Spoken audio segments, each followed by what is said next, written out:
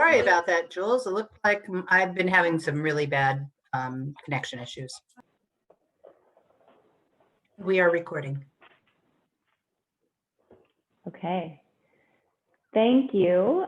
So welcome everyone to our open working session for the mapping and data section of the Broadband Action Plan. My name is Stephanie Tom. I'm the Deputy Director for Broadband and Digital Literacy. I see many familiar names on screen, and if you would like to, this day after Election Day, please feel free to show your video and of course use your audio. It looks like we have just about under 30 participants, so we have a very good number. To kickstart this call, I wanted to preface, of course, that the California Broadband Council is creating a broadband action plan by the end of this calendar year. And as CBC, or California Broadband Council staff, the Department of Technology decided that we should have additional open working sessions. This provides, of course, the council an opportunity to further collaborate and work together, as well as, frankly, hear a little bit of a more intimate setting outside of the listening sessions that we have already had. We've had 2 rounds of listening sessions, as well as outside of the California Broadband Council meetings, where we have opportunity to hear from the public around public comment, to specifically talk about a specific topic, share their comments and their feedback and their suggestions. So with that, the very casual open session, we had our first round for the first set of topics last week. We'll have a couple other sessions today, and we are delighted that you've decided to join us today. So with this, we have Pat from Cal OES, and we have representation from CPUC as well, because they're leading around this section. And let me ask, who do we have from CPUC on? I will call you out if I see your name, but I know we have representation from CPUC. I see Michael Minkus. I see Michael. Yeah, so at least, hi there, this is Michael Minkus and Marina McClatchy are here from the PUC, and we may be joined by Rob Osborne. Okay, great. I see. Sorry, I'm scrolling over and I see Marina too. Thank you so much. So we have representation from Cal OES and CPUC to help facilitate and guide the discussion. And with that, Pat, would you like to kind of kickstart any questions or feedback or comments? And then we'll just open it up for comments. Yeah, thank you for the opportunity. So, you know, when I was contacted by CDT earlier in the week, you know, regarding, you know, the value of having this kind of input, you know, and my other group or effort, excuse me, regarding the impacts of COVID, we had quite a large participation and a lot of input from, you know, from others. And so I felt that that was really important on the modeling, mapping, and data. Now, from a Cal OES perspective, and specifically from public safety communications, we're involved and have been involved with the deployment of the Firstnet service. Firstnet, for those of you that don't know, is a public safety broadband service on band 14.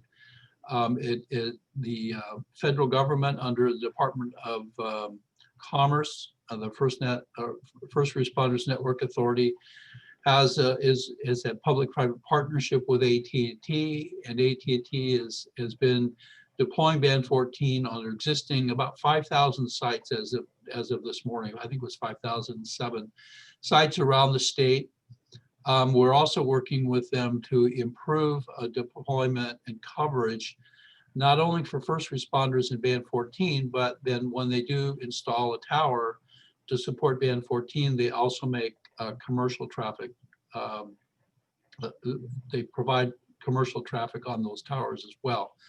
So we've been working with AT&T to identify underserved areas and tribal nations, you know, to try to improve the coverage.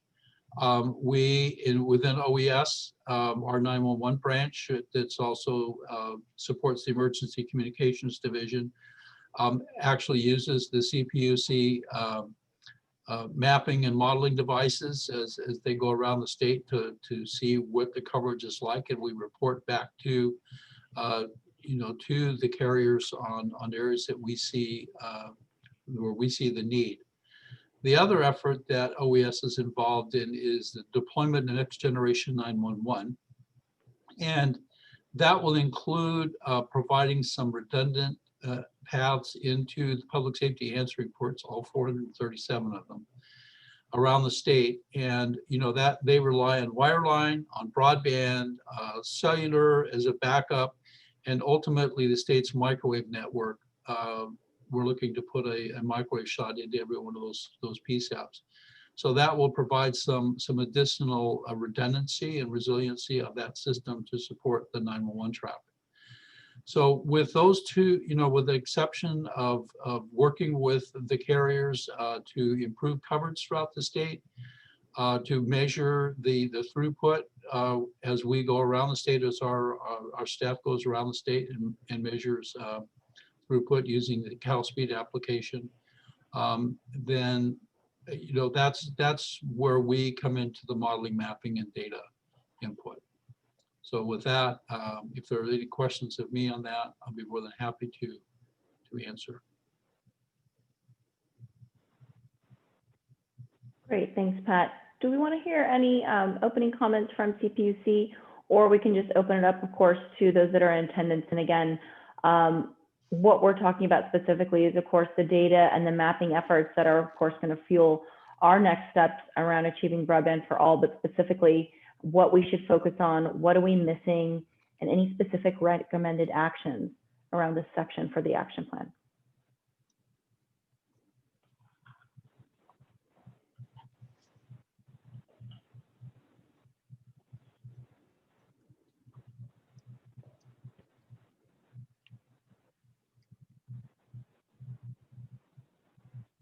Any questions or comments?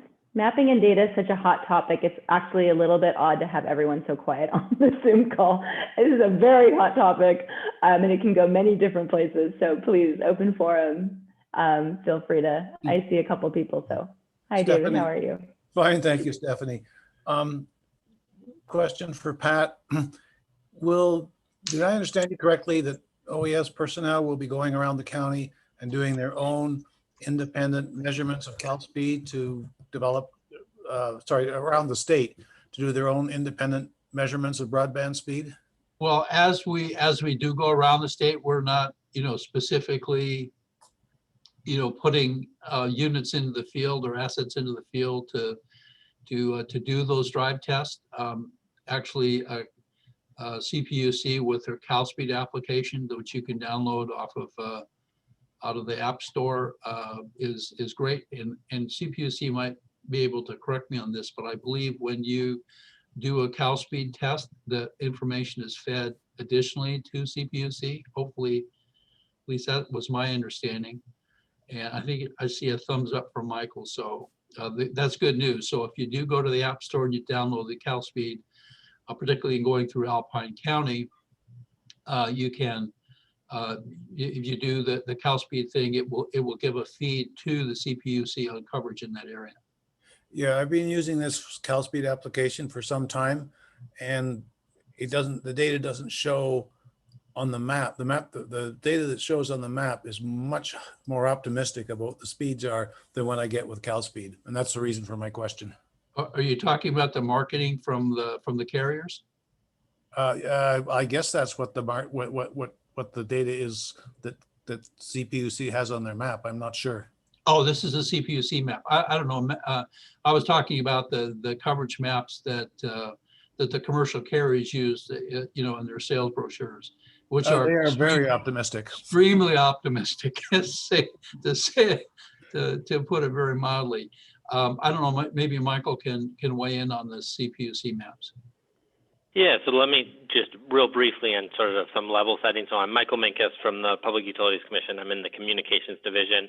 The PUC, and apologies since this may be review for many of you, but does an annual broadband data collection, which is on fixed sources, so wireline and fixed wireless, and that's from about 250 ISPs or so. And then restarted this year, though it had been a couple of years, of mobile broadband testing. So that's of the largest mobile providers, and that's testing and then doing some interpolation or modeling at set locations throughout throughout the state. And the mobile testing is using the CalSpeed app. I don't believe all CalSpeed tests are uploaded to the California Interactive Broadband Map, but the public feedback process can upload data that way. And in general, the CalSpeed data is used to verify or evaluate information on the interactive map, but that does sort of reset each year when the new data from providers comes in. Thank you. Good afternoon. This is Tom Mullen from Riverside County. Welcome. As I think about this, one of the areas that I see a need is more accuracy in the data that we all work with that can help inform policy decisions more accurately.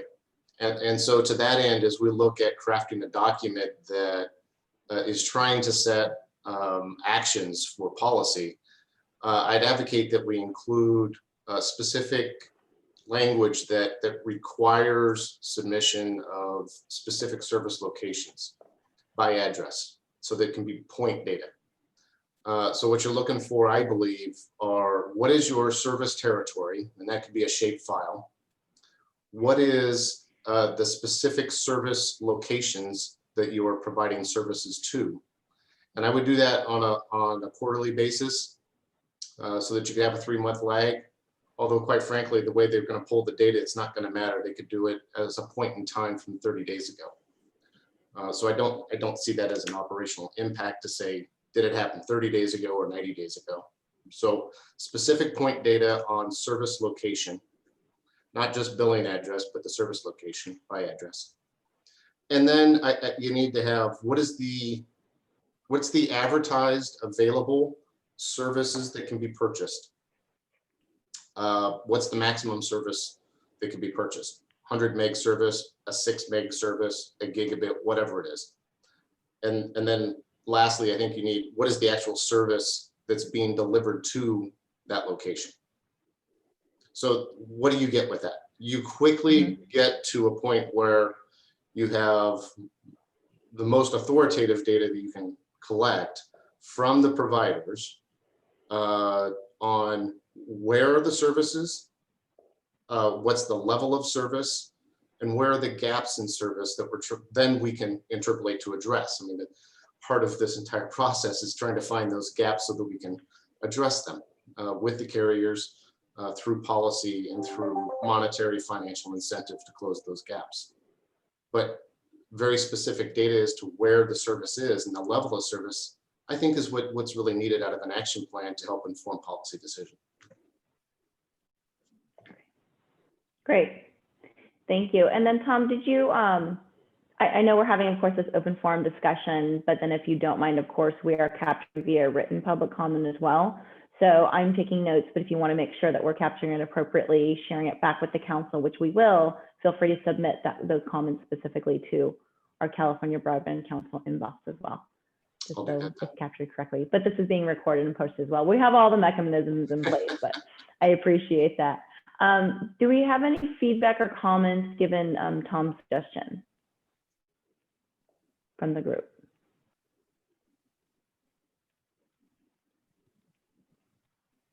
Well, I guess my concern would be, how specific are we going to get when we ask for, through the throughput speeds? Is it going to be by single address? Because that's going to be an absolute daunting task to impose upon the commercial carriers. That plus, particularly for some of the internet service providers, through your subscription, you can vary the throughput that you get both upload and download. You can go for the basic service and get 1 and 5, or you can go up it and maybe even get up to a gigabit. So I'm not exactly sure how they would do that. And that's really for the ISPs. When I talked about the driving around using CalSpeed, that's for mobile applications, and there it would be a little bit more broad, although the carriers would say, well, if we have a site go down, there could be a little bit of a loss of speed, but the neighboring sites will provide the coverage, to make up the difference. So it really is a mixed bag. I think in that sense, and you raise a great point, I don't know that we're looking for the metered service level, particularly as it relates to the business side, because a lot of burst services are available these days. But what is the purchased service? And so from a billing perspective, from a customer perspective, you're going to have a known service level that is being delivered to the customer on the residential as well as on the business side that could be measured and reported. Even though there is variance in that, that would allow us to have a more accurate information today than we do, or I'm sorry, more accurate information tomorrow than we do today. Well, and I agree with you, when they send out a bill, when they send my bill out, maybe my bill would show, clearly what I'm paying for by, showing the upload and the download speed of minimums. Right. And that goes for business customers as well as residential customers. Okay, great. I see we have a question in the chat from Sarah as well. I know that we have Jeff Ballou on from Department of Education. Sarah, would you like to ask your question live, or we can actually work with what's in the chat? Up to you. I know the question is around how the council, or I assume how, of course, we are planning on getting data about access correlated to schools and school communities, especially considering data privacy concerns. So I want to make sure I understand the question as far as asking the school districts or making sure that we have information around access from the school districts. It seems like a lot of the conversation and just the information is about private businesses, tribal, and so I didn't see any discussions about education, the LEA systems as a whole. And so since we're living, many of us still in distance learning, just wanting to know, where are we part of the framework in discussions? Got it. Thank you. Jeff, do you want to answer that?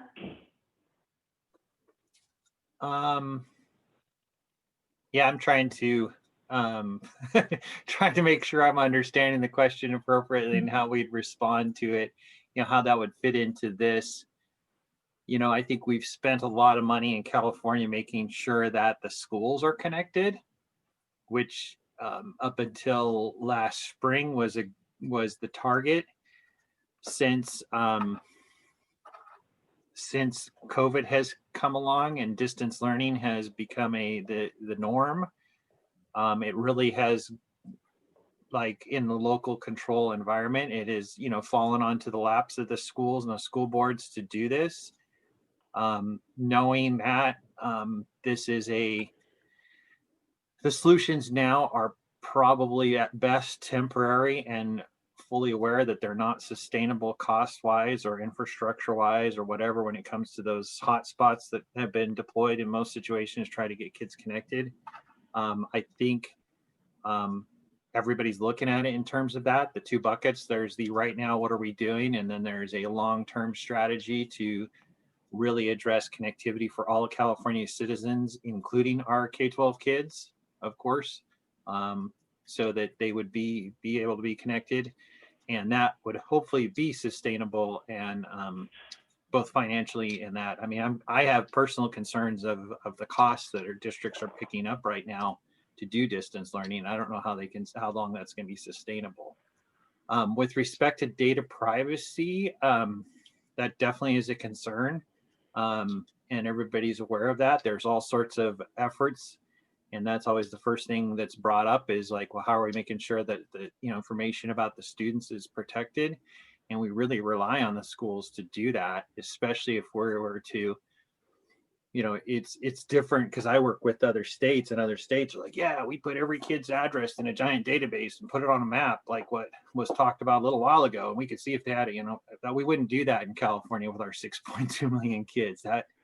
But then on the other hand, I'm hearing that there are some county offices that are interested in doing that. And so we would hope that they would be the ones that are watching and keeping the students' information secure with that. Does that answer your question, Sarah? I'm trying to make sure I was coming Yeah, at that's the right angle. that's Jeff. I was a little bit tripped up on that as well. I mean, I understand the question in that context. I mean, obviously, there's been a ton of work, frankly, that Department of Ed has done around specifically around devices and now around access, because we recognize that hotspots are not truly access, but really trying to tackle the problem where we need to. And then now we're at a time where, sure, we want to make sure that we're handling not only the access of the devices, but of course the skills that are needed, not really just within our students, but within the administrations of the schools and the districts themselves. The privacy areas where I had it as well, and I want to make sure that, Sarah, we're understanding your question, but I think I'd like to turn that around a little bit and also ask, is there a specific recommendation that you have? Because it sounds like you're addressing maybe a gap, frankly, that we have in the plan. And I know the plan is just a detailed outline right now, but it is going to be more fleshed out by November 18th in our council meeting then, but definitely open to your suggestions specifically. Yes, and we just continue to, on the data privacy, knowing that we are responsible for that information. We create individual student ID numbers. So for us, instead of recreating the wheel, we know our students and we understand, because of this pandemic, where the lack and the needs are. And so just knowing that we're going to be considered in making sure if we could feed that information, if there's some sort of, because I'm still not seeing, are we going to be part of these discussions, which is why I'm part of these meetings here, getting out of my comfort zone outside of education and education law, is that we are seeing a lot of school districts building their own networks. Lindsay Unified in Tulare County 3 years ago has its own network, does not rely on ISP because we just didn't have the connectivity, and they went ahead and built their own network. We have counties that are building their own network and now setting up MOUs to provide it to other jurisdictions and LEAs. And so I worry that if not, we're not being thoughtful and making sure that we can leverage what we've built out so that it's strengthened, that we could be missing an opportunity. Okay. Well, I appreciate your feedback and and I appreciate your sentiment. I think it's invaluable that you are on this call and participating, because that is exactly why we're having this. I think it's a much more intimate forum, and we want to hear about some of the concerns or the areas that we might be missing. So I appreciate your time today.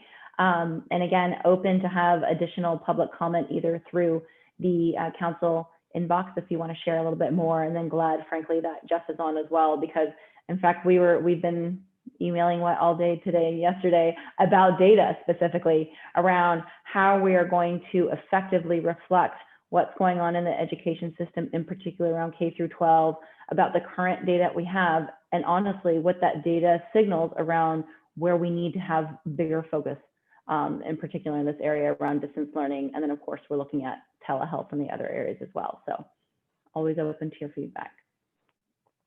Other questions or comments around this topic of data and mapping that others on the Zoom call might have?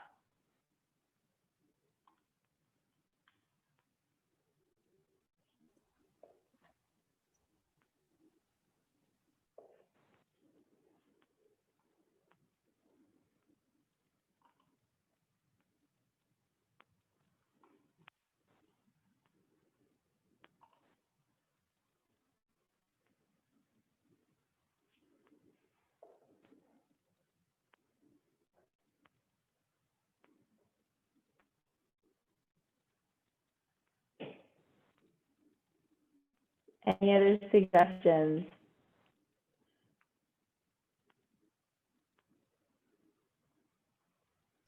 Nothing more from Pat. Okay, thanks, Pat. The thing I would like to say about the data and the mapping is I always appreciate any data and any maps that are available, knowing that they are what they are, because at least it's a starting place, especially when it comes to the, looking at what, where our schools are and how we're doing that.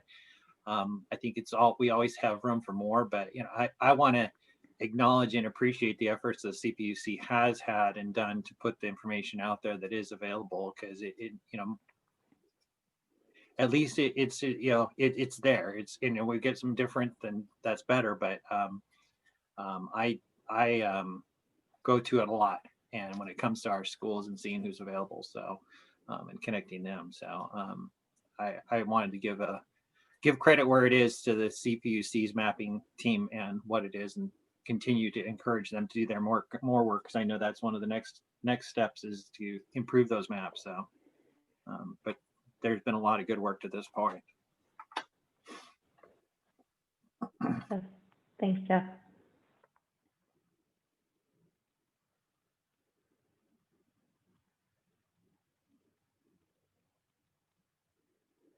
Okay, we have just about 30 minutes left in the session. We can fill the time or we can give you time back, but I do want to make sure we cover all questions or comments. So anything else?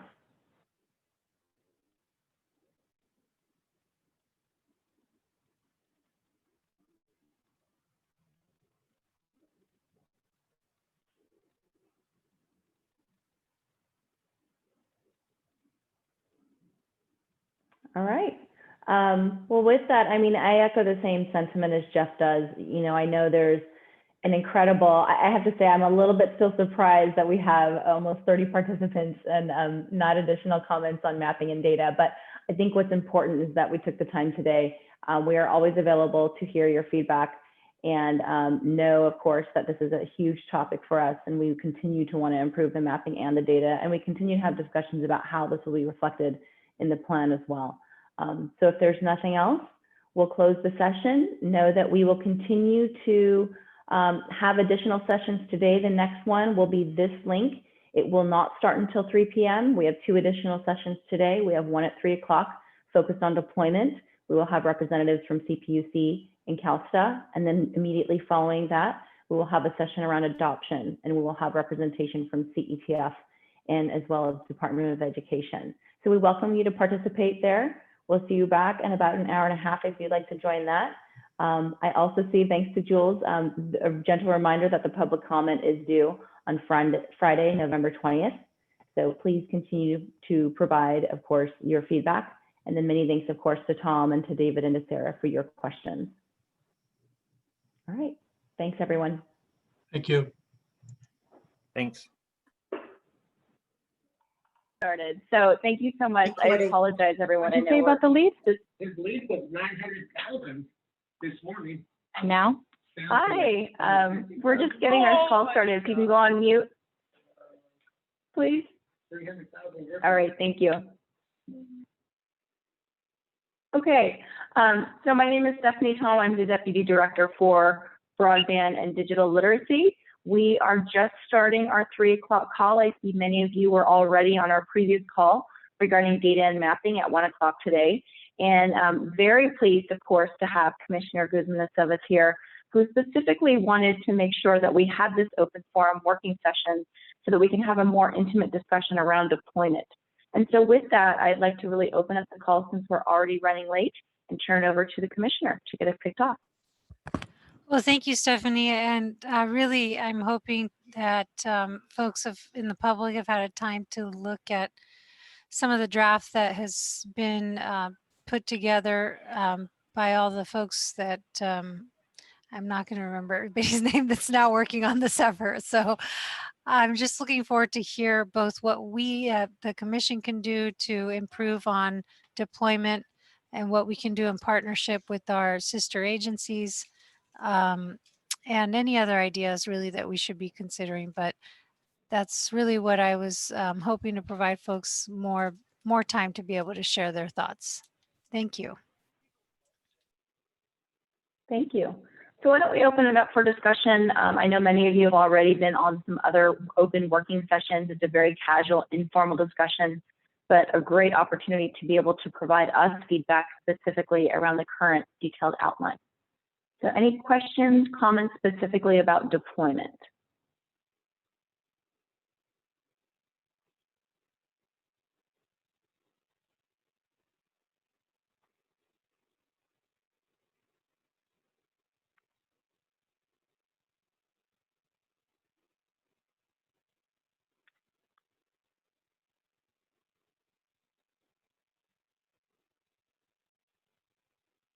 Any suggestions around recommended actions for the section?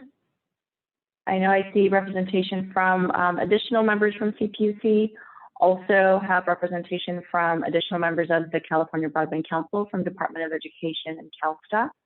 And I see representatives from providers and the community. So we're here to answer questions or have discussion around what else we need to do and focus on.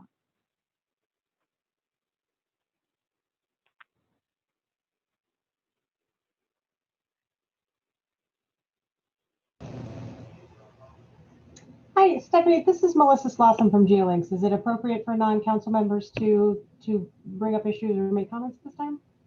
Yes. Okay, great. Just making sure before I jumped in. So I just want to, I guess, echo the comments that I made the last time I was on with the group and ask a question. So I had brought up the point that there appears to be a lot of fiber-centric bias in the draft plan, at least as I read it now. Has the council considered opening the language up to more of a hybrid network approach? I don't know if that's been discussed yet. And if it hasn't been discussed yet, is it planned? So we did take note of your comments in the provider listening session, and definitely we want to make sure that we're open to a variety of technology and solutions. So we are looking to move toward that direction. And that's just your question. Okay, great. That's great. And also, I will be providing some comments, so hopefully those will be helpful. Great. Great, thank you. And regarding basically a technology neutral position, any other comments from others who are attending this Zoom or even council members?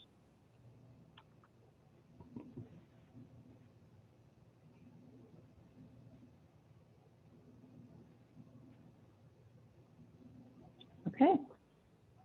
Other questions or comments or suggestions? We are looking to achieve 80% draft by the next California Broadband Council meeting, which will be on November 18th. So all of your feedback is being listened to carefully and appreciated. And now is the time, actually.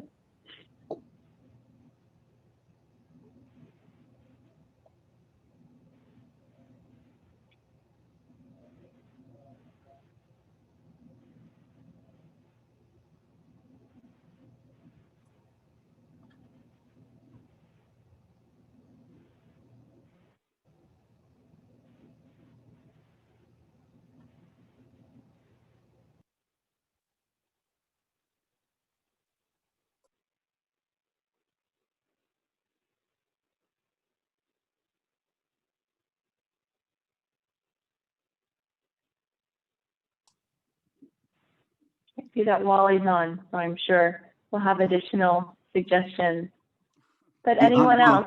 Can you hear me now? Yeah, I can hear you. I'm just going to pierce the silence, basically. I was wondering, and I was thinking if I would like your all opinion on this. I was thinking of making a written comment to this extent, but given that this is an action plan, I wonder if it wouldn't make sense to identify, whatever you think has merit in terms of a pilot project, not to fund it, but just to endorse it, so that then those that were endorsed by your action plan could go to the private sector and look for partners to see if they wouldn't want to help implement the pilot project. What do you think? What's your reaction to that?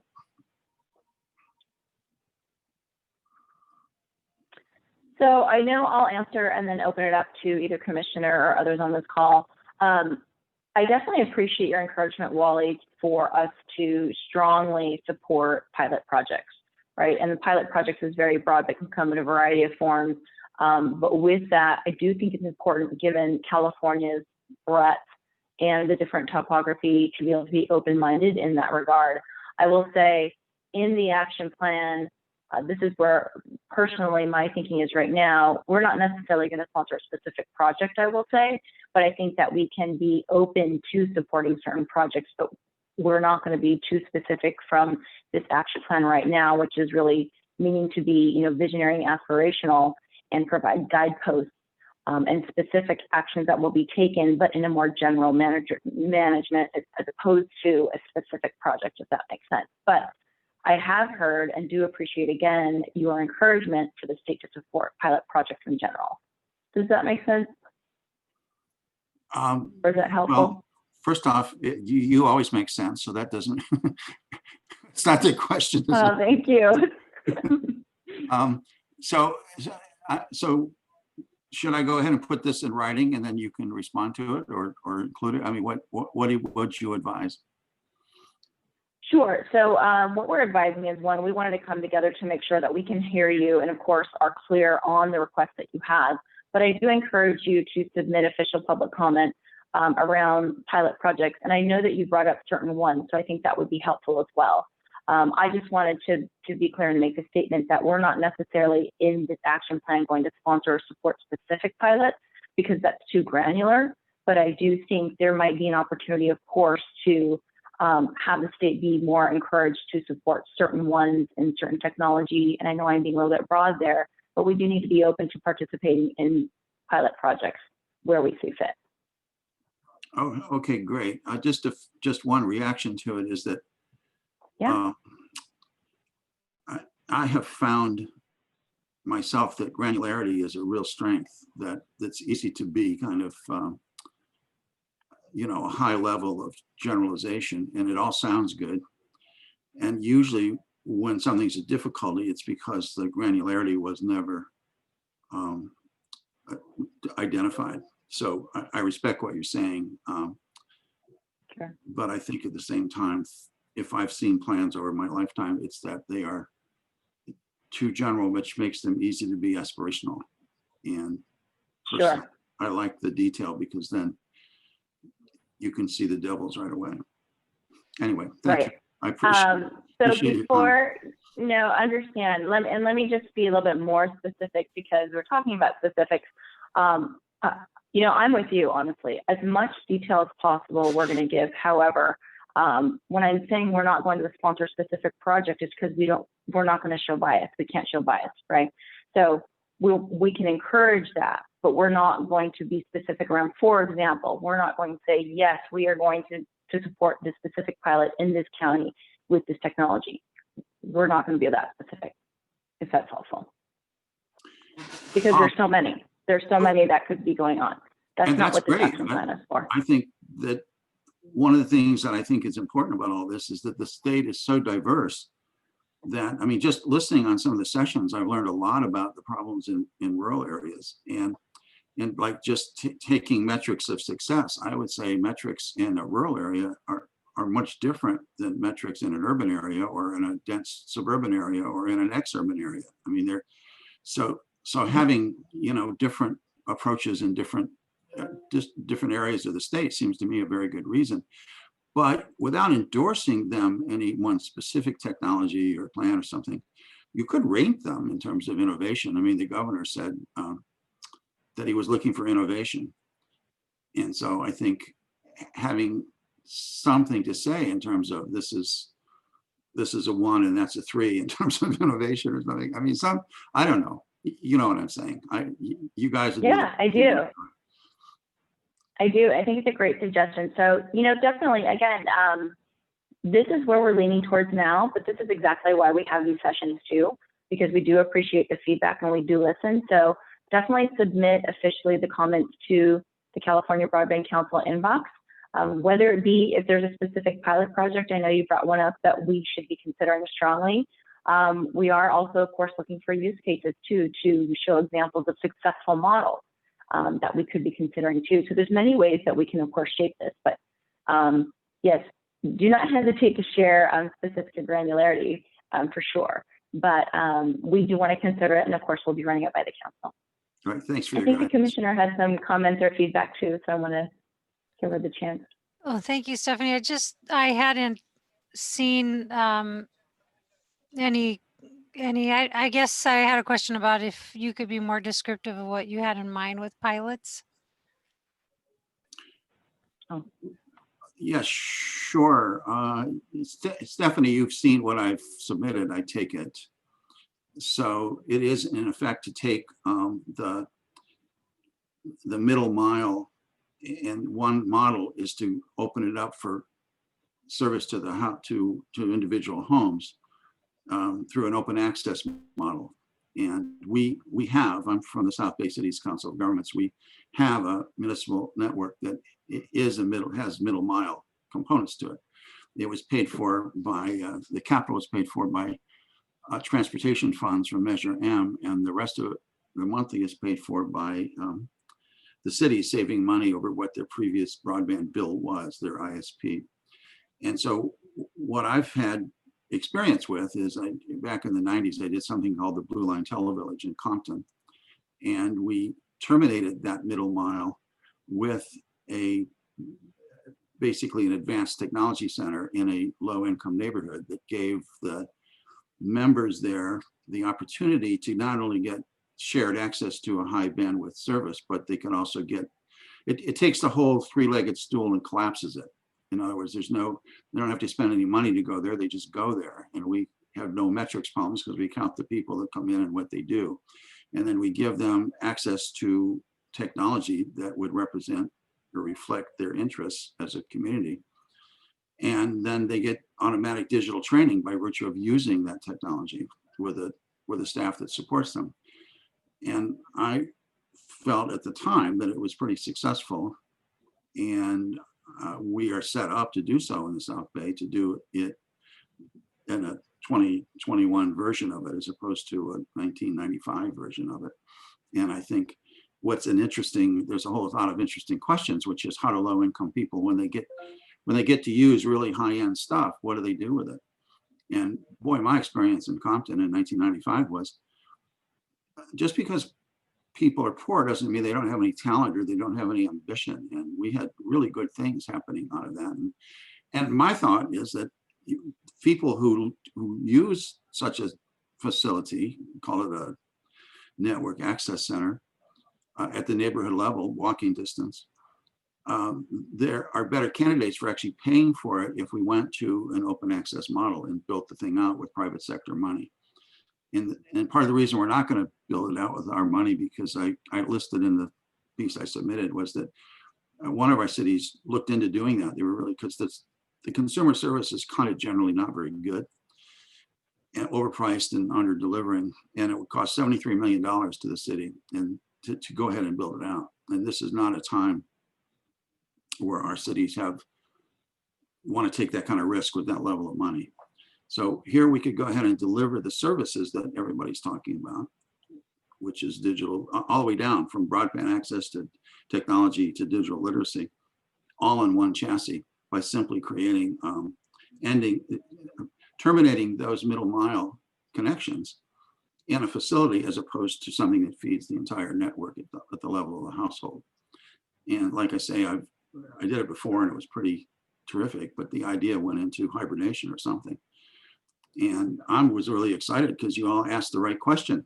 I was really excited. Oh boy, how do we get broadband service to people? And one way you do it is you share ultra high speed, so that whatever anybody gets, it makes a joke out of the 25/3 or whatever that you're talking about.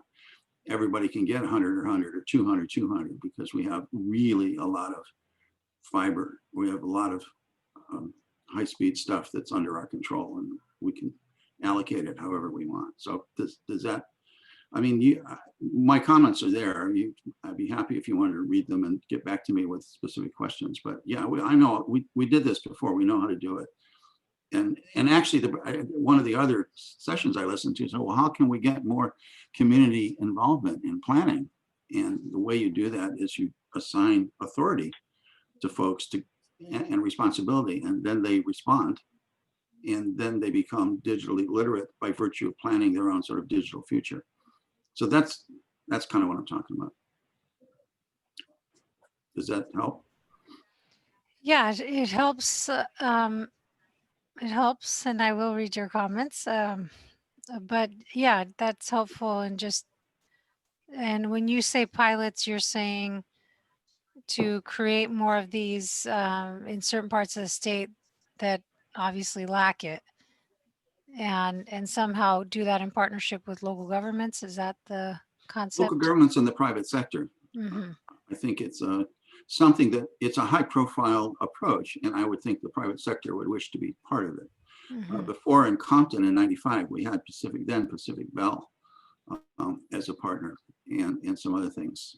And Metro offered architect. That's the thing about the state, is you have a lot of interesting services like general services and architecture and stuff like that could help put together such a thing. What I think is interesting about it is that it also connects to the land use and transportation strategy that we have, because it has a land use component to it. It puts a center in a neighborhood that will drag people there, and the fact that people get driven by broadband.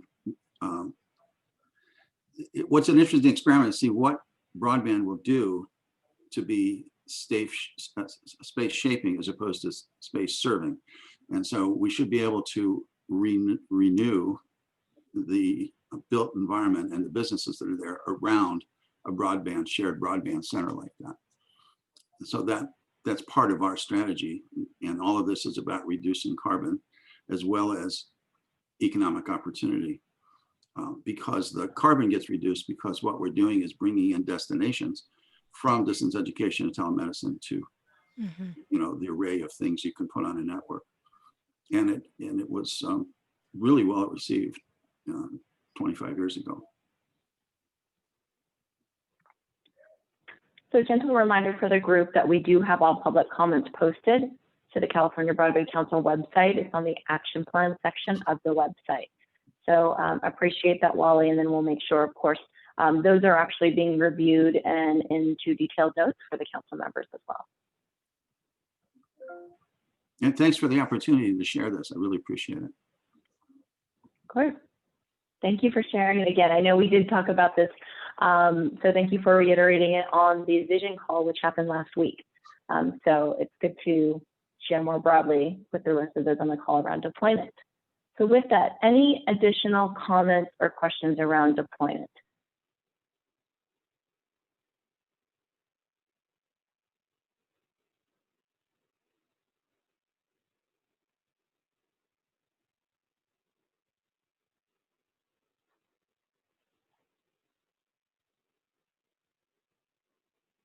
Any additional use cases or models of success that we should be paying attention to?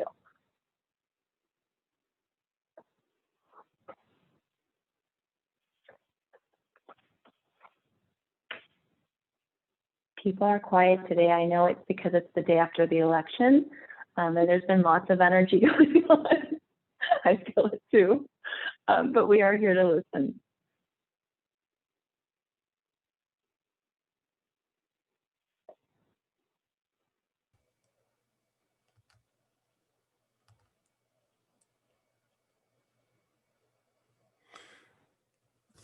Yes. Hello, Stephanie.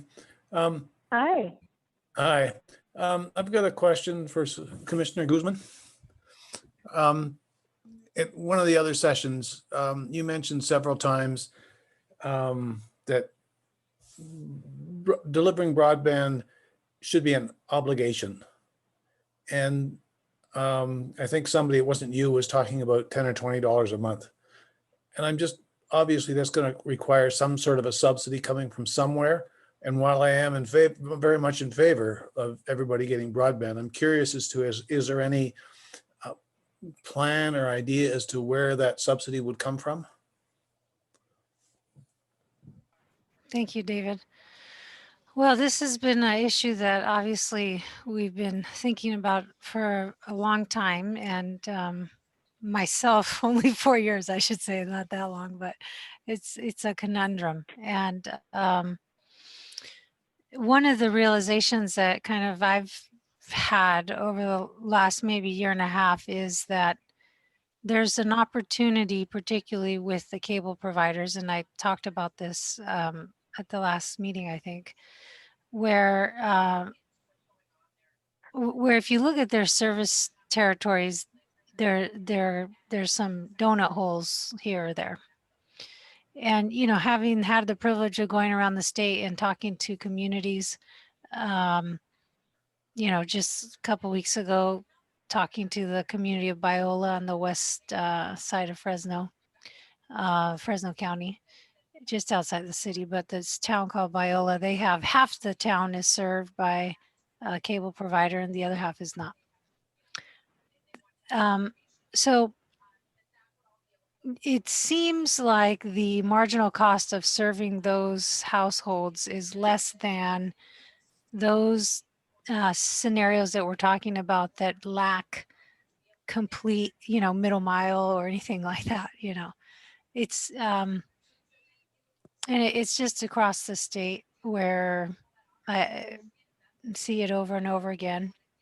And there must be some compromise to be had on when you build out to not leapfrog households. And that's really what we've seen in redlining throughout our history. In my background, I saw it a lot with water and wastewater infrastructure, and it's a matter of obligating to serve communities and not these privileges that they have to serve who they think is best. And there are some obligations that they have through DIVCA that are macro level obligations that don't get at the community level service. That's where the problem is. Okay. Now, how do you pay for it? Well, one, I'm arguing that the marginal cost is less because they're already there. But secondly, we do have 6 public purpose programs. A couple of those are for O&M, most notably the Lifeline program. And, I just was watching, I'm sure we all have a TV on looking at the results of the election here. This just noticed a couple hours ago, I saw an ad by Comcast on a cable internet voice bundle. And my fellow Commissioner Sharoma, we just voted out that the Lifeline program should be, and there's a formula for it, but there is a bundled VoIP broadband package that really what we're saying is the Lifeline program can subsidize affordable broadband. And that's O&M, that's ongoing. That's a very generous subsidy. It's not a one-time capital subsidy. We're talking about something that they could even, further securitize theoretically, having this continuous revenue. So there seem to be enough pieces of the puzzle for this, really. It's just that obligation. And, I'm interested, whether it's Wally's suggestion that at minimum, the obligation is at these critical community hubs. Maybe that's the middle ground, or what I'm saying is we have the ability to do it in wherever they're currently authorized to serve and just not allow for the, leapfrog. And I'm not saying there's been intentional, although we have heard some stories where people have offered to pay for the extension and they still have denied to extend the service. But the result of not having an obligation is the redlining. So, and then I should just recognize that, cable companies are not the only providers that we have. Frontier and AT&T, obviously, that have held the longest obligation to provide voice service. And I think maybe some of you are aware that our president has been particularly interested in hearing from AT&T on their pronouncement that they made recently that they're no longer going to invest in their DSL, no more expansion of service, and in fact are going to start disposing of that. And that is a huge problem for Californians. So what are we going to do about that existing obligation that is now dwindling? Is another urgent question for hopefully for our legislature next year, and hopefully for our next president, as well as for us at the commission. And,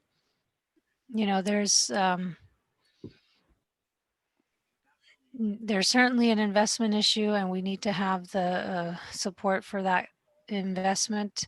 But we need a foundation of kind of societal contract with our providers, and what is their obligation to make sure that these pockets within our communities continue to be unserved, and in the case of AT&T, potentially Frontier, that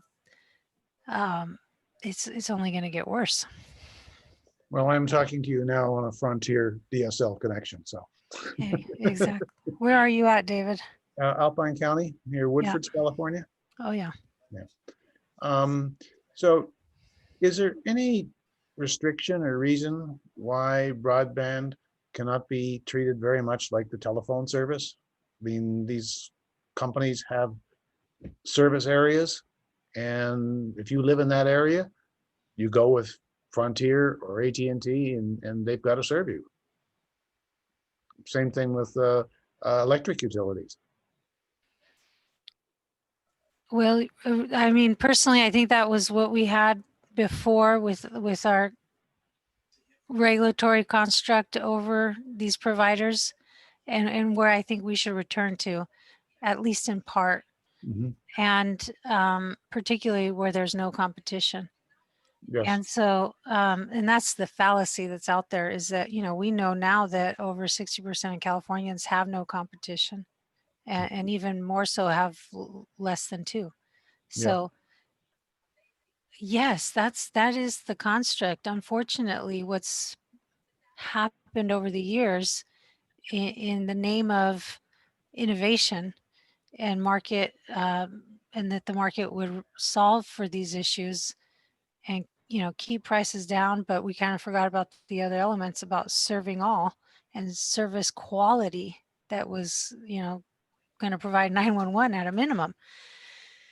And that's this is maybe another conversation to kind of really explain the whole legal construct that we're now in, because it is a bit of a web, and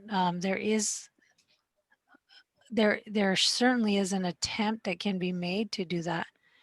What would be clear is if we had a new chairman of the FCC that really championed that and said, the internet is a communications service. Let's treat it as a communications service. Let's obligate the carriers to provide this basic, what we tend to call the carrier of last resort, provide that safety net.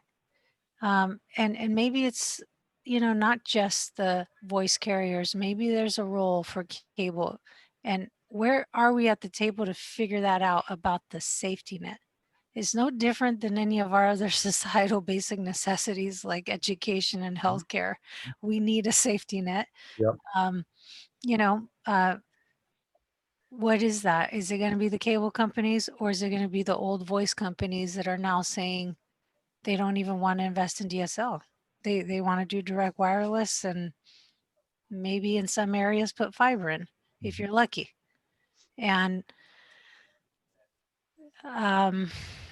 the market's not going to solve it. That is just, we can't continue to tell ourselves that that's the solution, nor that infrastructure funding to the state like ourselves is going to solve that problem either. It's going to help. I am a big proponent of us continuing with that funding, especially to potentially build the safety net. Local governments in particular are stepping up to serve that safety net, but that's very piecemeal. And I think particularly in the urban areas where the infrastructure really does exist for the most part, we need more from our carriers. Okay, thank you very much. And I hope that we can get this broadband treated more like a utility, which it is, as you say, it's basic. So. Buddy, you want to put your backpack down here? Hi, Kara. Did you have a comment? Oh, I'm sorry. No. Okay. Hey, Stephanie, this is Dan Schweitzer with Crown Castle. Can you hear me?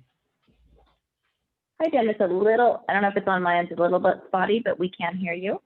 Okay, I'm calling from my computer, so if you can't hear me, just let me know. But I wasn't able to unmute myself earlier. You had asked for a working model, and I'm realistic about this council's ability or the PUC's ability to influence local permitting, but I wanted to bring to light what the city of Long Beach is doing and looking at the deployment of fiber optic cable through a term permit process. And what we were able to do as a neutral host broadband provider was build, what we found to be a tremendous amount of fiber in a relatively short period of time under a very simple and streamlined permitting process.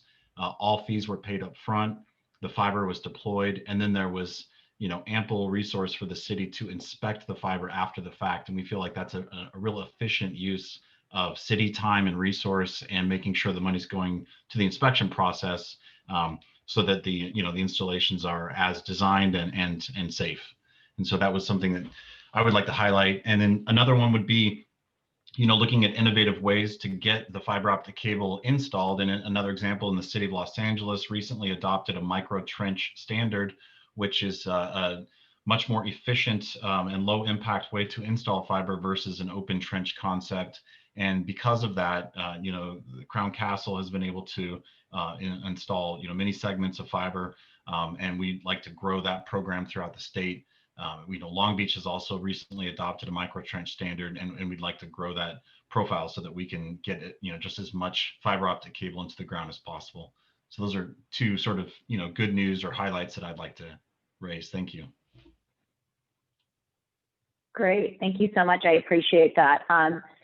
If anyone else has examples or use cases, and I know that there's others on this call that have sent in information, I appreciate it, but I in particular appreciate you highlighting those models of success. We do have a specific note around, of course, the track record and progress and the success, frankly, in the city of Long Beach, and we appreciate that, whether it be from a fiber deployment standpoint as well as a digital inclusion standpoint. So I appreciate it. Thank you. Fantastic. Any other suggestions, comments, gaps, or models in various areas that you'd like to share with us? So Stephanie, this is Melissa Slauson from GeoLinks again. I wanted to just share an example that GeoLinks is experiencing that's building off of what the commissioner was just talking about. And this is something that I'd be happy to take offline if more appropriate, but I wanted to bring it to your attention. One thing that we're running into with respect to Lifeline deployment, which is an obligation under our CAF obligations, is we are not sure how we're supposed to do it in California. And we've been reaching out to the staff for quite a while now, and have really been running into a wall with respect to what we're supposed to do. So we're in a unique position where we're not a California Lifeline provider, but we're a Lifeline provider. And so we're trying to offer Lifeline broadband and Lifeline voice services in our CAF areas as we roll them out, and we don't know how to do it. So I am certainly open to going through a different route if I'm not talking to the right people, but I guess I turn to you, Commissioner, as to what you would suggest in this situation. Yeah, that sounds like a resolvable issue. So I think it'd be great to meet. You are not the only one with that obligation, and I know President Batcher's office is really engaged with Frontier and AT&T on how they are meeting their CAF obligation for Lifeline. And maybe just for the benefit of everyone else with all these acronyms, it's really one of the good things with funding that didn't make it to California was a component that there be this affordable Lifeline offering. So yeah, let's sit down. I know there's a team kind of working on that already. Okay, great. I'll reach out to your office. Thanks so much. Okay. Great. Just solving barriers right now. That's why we're here. Any other questions or comments?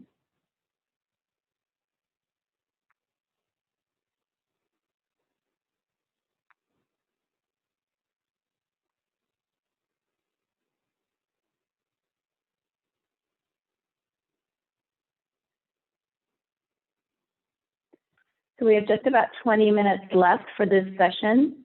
I do want to encourage anyone else to share comments or feedback, but we can also give back some time as well.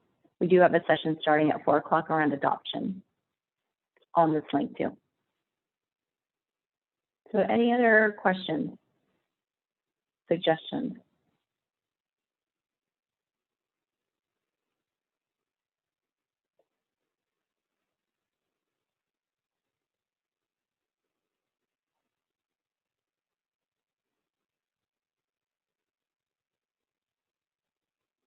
Okay, well, I don't want to keep anyone any longer. Commissioner, would you like to say anything else in closing? Thank you, Stephanie. I just wanted to point out that I think Stephanie from our staff did put in a link to the rulemaking that we have concurrent with this effort to really try to focus in on some of the areas within our jurisdiction. And I would really invite you all to engage in that process as much as possible. And we are certainly listening to all of these comments to see which of those we can really carry out in our role. But that is happening, and kind of our next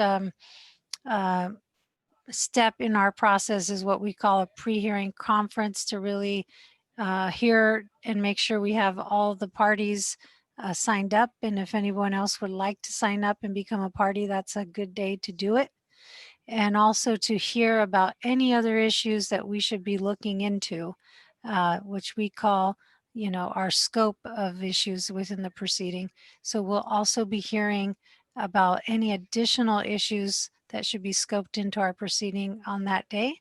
And then from after the pre-hearing conference, we'll issue a final scope for the proceeding itself. So anyhow, I think many of these things are overlapping, and I just want to make sure everyone's aware that we have this rulemaking.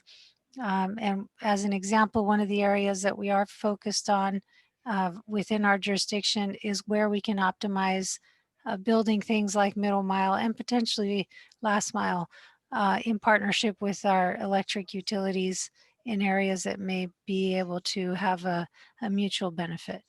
So thank you, Stephanie, for letting me share that. And I'm seeing a note from my staff asking if Melissa could just put her email in the chat so we can follow up with her. Absolutely. Okay. That they have the contact information for Melissa too. Okay, great. Thank you. I'm going to give it to everybody. Everyone can have my email address. Yeah. Okay, great. I didn't know how public you wanted to be, Melissa, so that's fine. Everyone send me a note. Feel free. Great. I love the transparency. All right. Thank you so much, Commissioner. Just want to make sure anyone else have any other suggestions, information to share in the chat. Okay. Thank you so much to everyone for attending this session around deployment. We really appreciate it. There's always something new and different that we do learn, and we appreciate your feedback and attendance. We will close out this session and we'll be here at 4 o'clock for adoption. Thank you.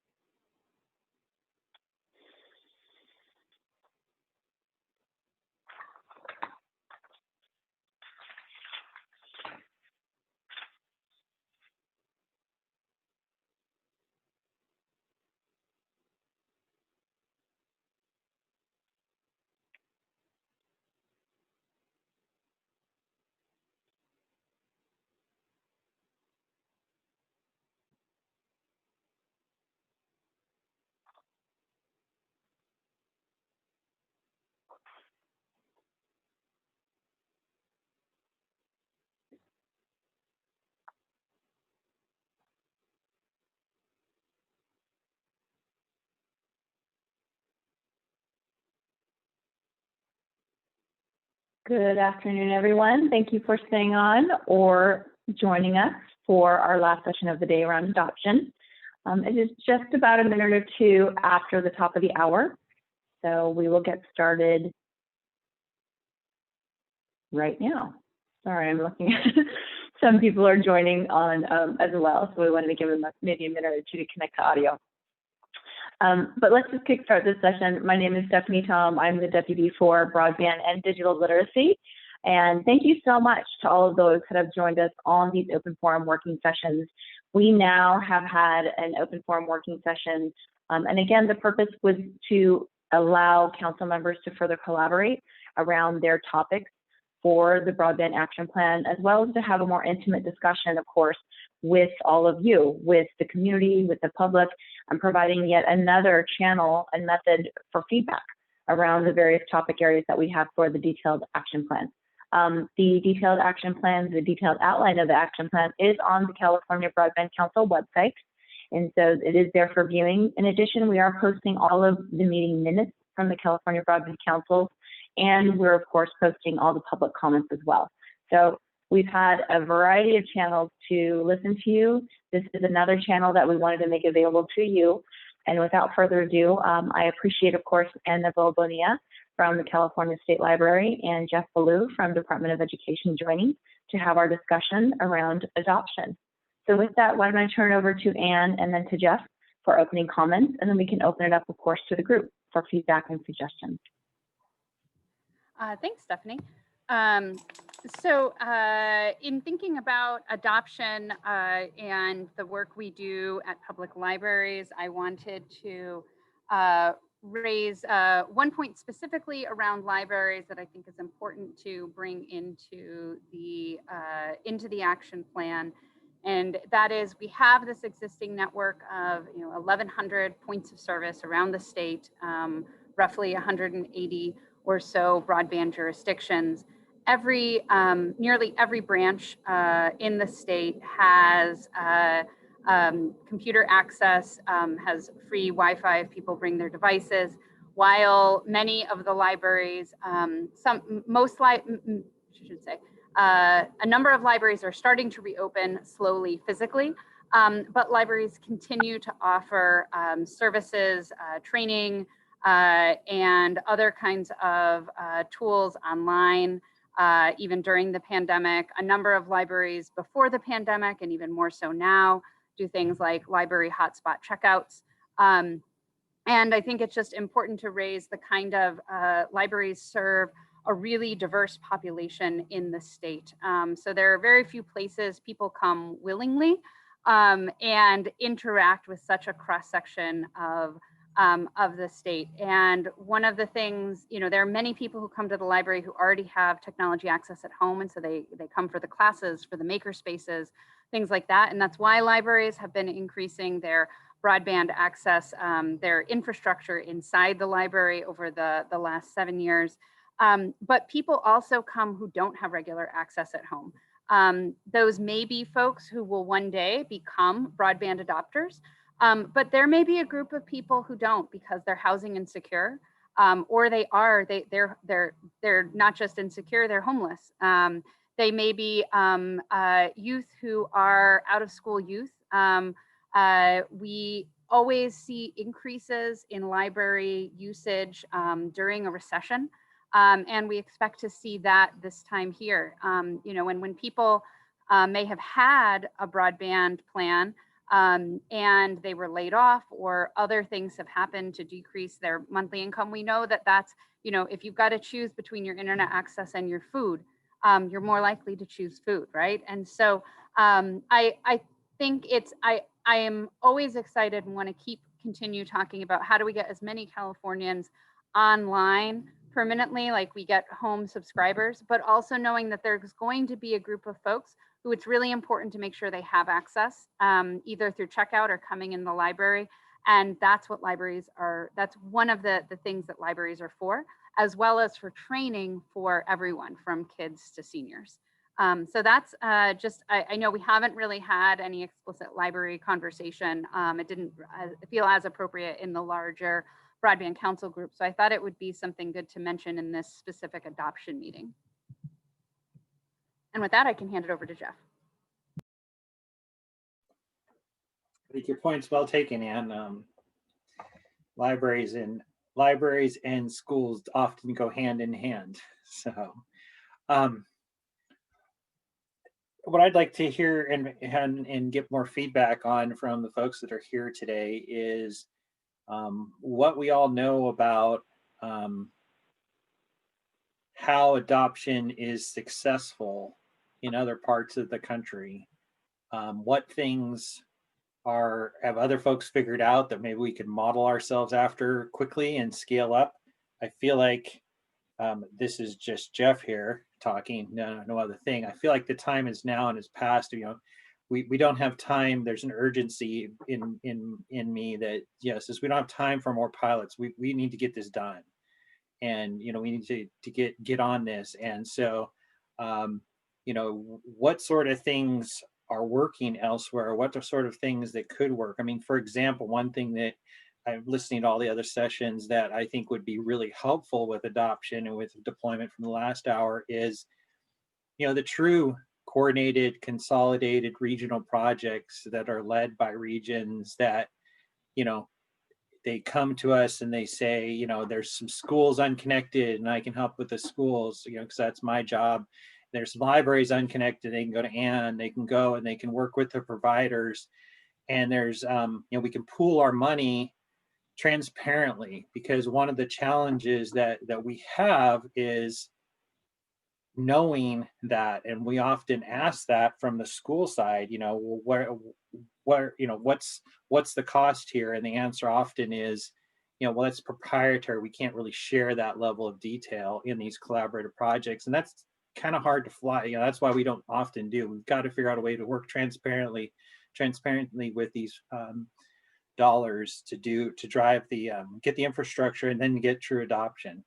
But for example, just an idea of what we're hearing from other states when I talk about this topic at the national level, which is what I do with the school folks, is other states often have a dedicated broadband office that is the broadband office, it's like I do schools, Ann does libraries, somebody who that's their thing. And, we have Stephanie, her team, which I'm so thankful for, but most oftentimes it's all of us, we're, in other duties as assigned, but it'd be nice to have a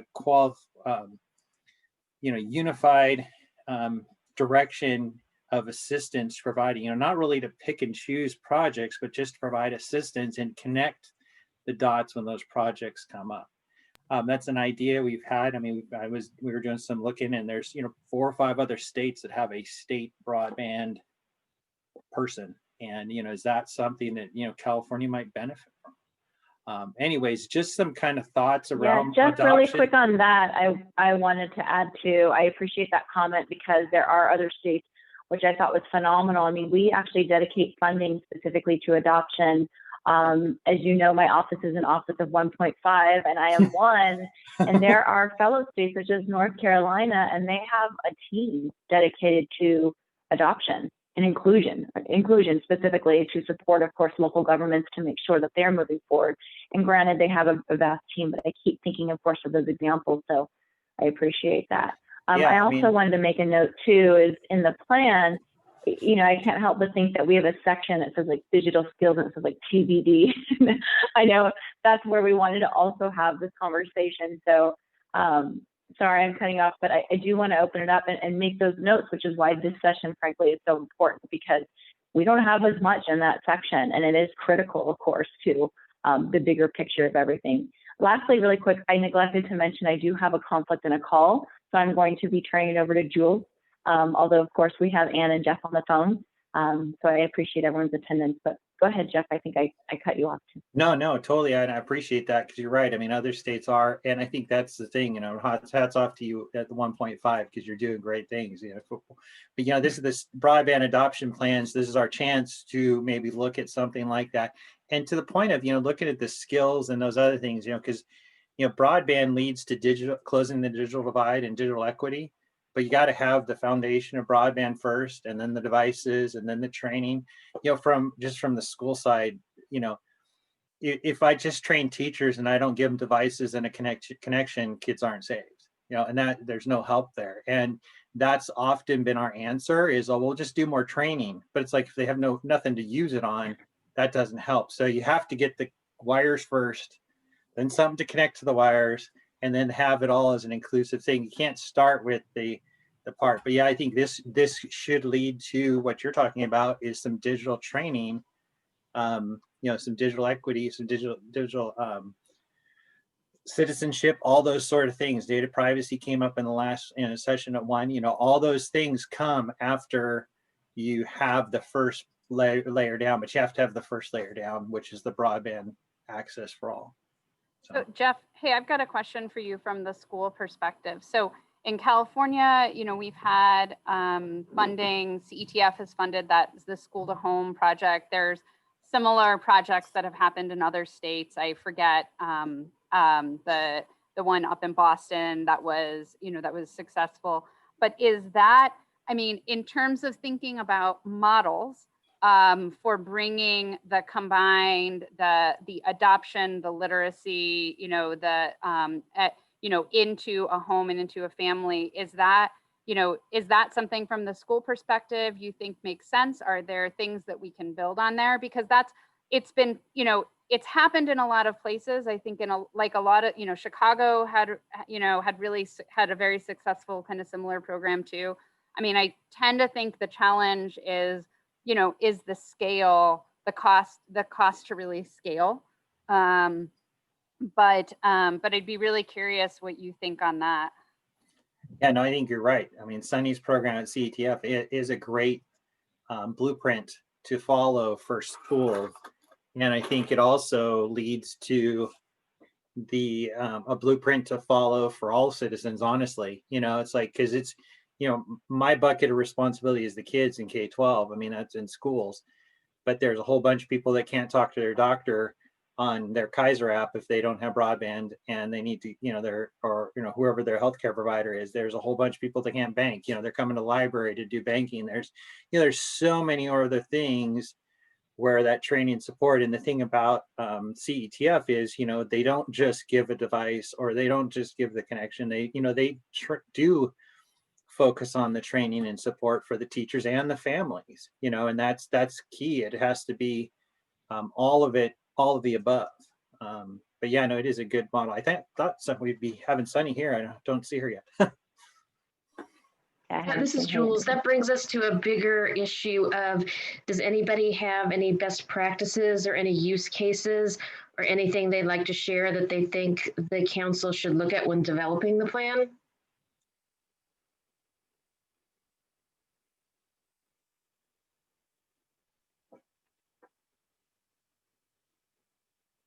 One of the reasons we really want to look at them is because, as Stephanie has spoken about the plan being something very visionary, that we want to position the council to say, this is what the state needs, and that's what's happening before the end of this calendar year. But then when 2021 starts, to start looking at those things, and it's really helpful to see things that are scalable and replicable so that we can start laying the groundwork to moving forward, even if we're waiting for other things to happen.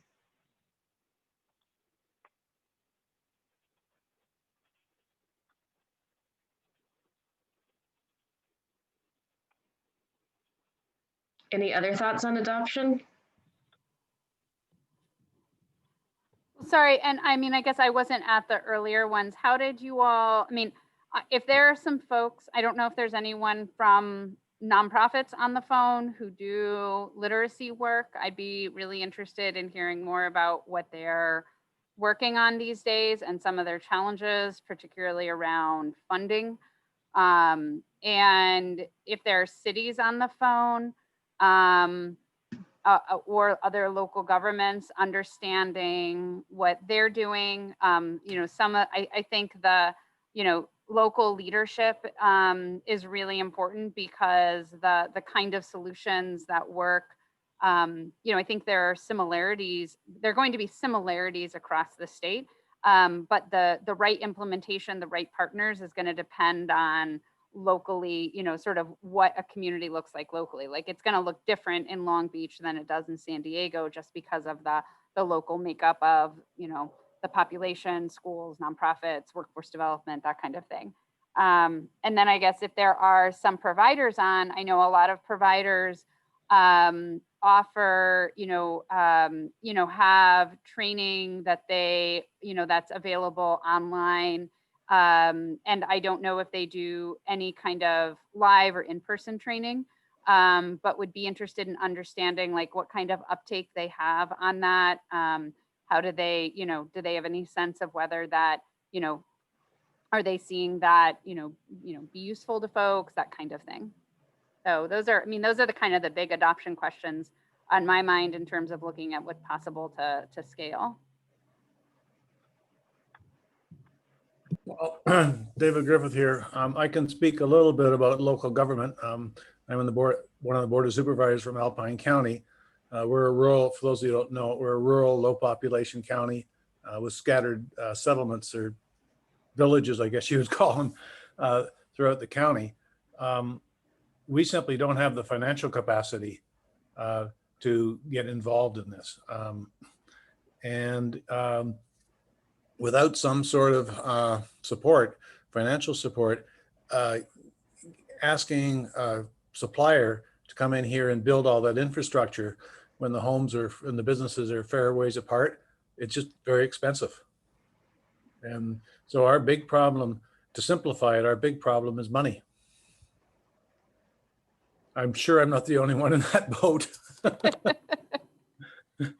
And on adoption, if there were, there is some state funding that's available on adoption, but if there were other funding sources, or we were looking at, pinging or trying to collaborate more with the philanthropic sector and things like that, is that something you all would be interested in, or like from the government side, or is that something that you would want to see some of the nonprofits in your county kind of be the lead on? I guess not sure what has happened, in Alpine, or maybe it's the schools that would be the lead, that kind of thing. The schools and the county government, they have their T1 lines, but the community itself, and I think the library's hooked into that.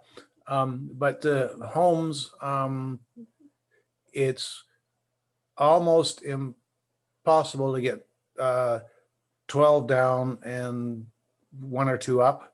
We're all on DSL. I've got a bonded DSL connections, which is 9 and 1, I think. The basic plan that most people have here is 6 and 0.6 or 0.7. We've been trying for years to try and find a way to improve it by nagging people from our suppliers. Our broadband service providers is Frontier. They've had some financial problems, I suspect some of you know. They're coming out of that, hopefully. We've also, we've been active. We're sort of back up a little bit. For those of you who don't know Alpine County, half of us are on the west side of the Sierras and half of us are on the east side. So there's two middle mile connections that have got to come in, one from the west and one from the east. It's not that far, but it's pretty expensive to do that. We're part of two broadband consortiums, one on the west and one on the east. We are actively trying to working with RCRC, that's a rural county representative of California, to see if we can get some of that RDOF money. If there's enough money available, then I'm sure we will find a broadband service provider that's interested. But that is our big hurdle. Thank you. Anyone else want to comment on these sides, government, nonprofit, provider on the adoption side?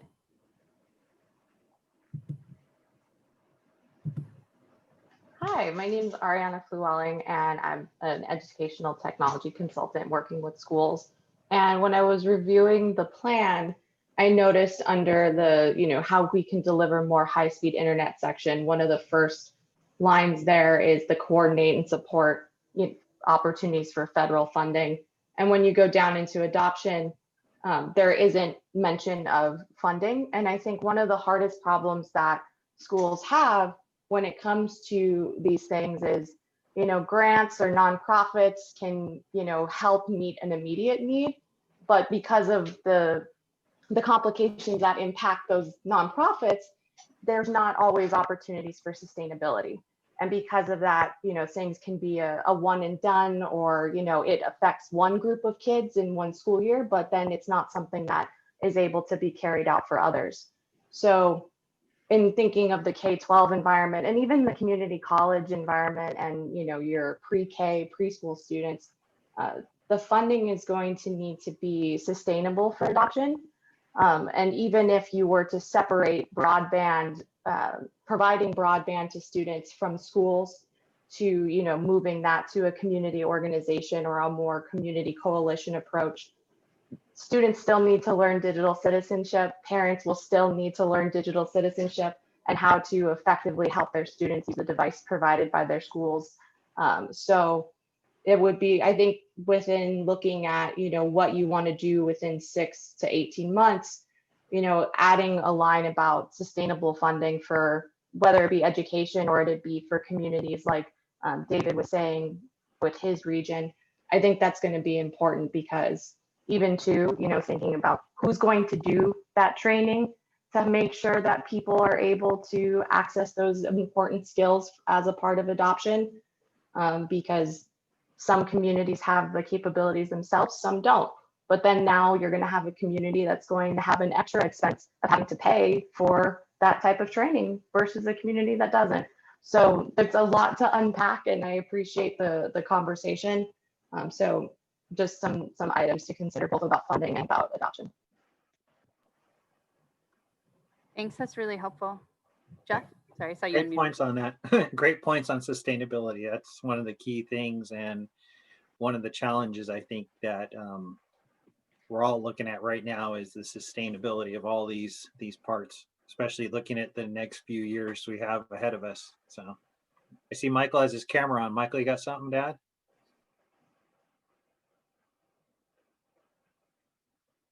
Thanks. I just wanted to propose that if folks had anything to add on data that would be important to guide, especially kind of local leadership and some of these folks who are already doing on the groundwork, the different portion of the executive order. So number 3 on data talks about data to guide local plans and digital equity plans. So that could be useful as an adoption tool, an adoption tool, and would be something good to make sure that we're planning around now to support the same entities that are already doing this on the groundwork. Can I ask for, I have a wish, even though I'm on the council. Can I make a wish on data? Yes. My wish is something where, we've got the existing, so there's sort of the what we have now and making it kind of easier to get to for people.